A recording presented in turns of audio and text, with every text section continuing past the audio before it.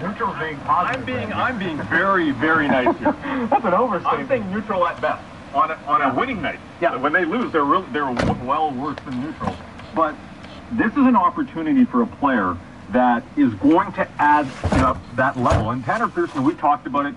He tries hard, he works hard, he's got that goal scoring knack, but he's very free.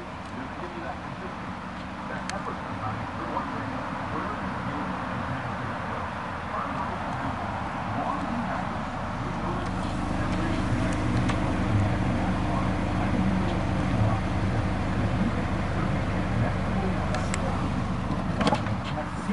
point. Yeah. He's going to be, a difference maker and has to be a little different for the top six. So you're not trying to have the top six for sure.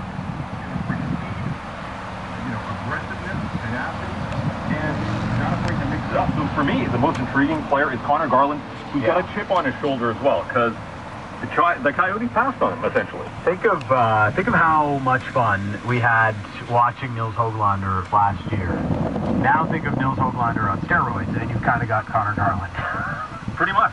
Right? He's got a lot more, Garland's got a lot more offense in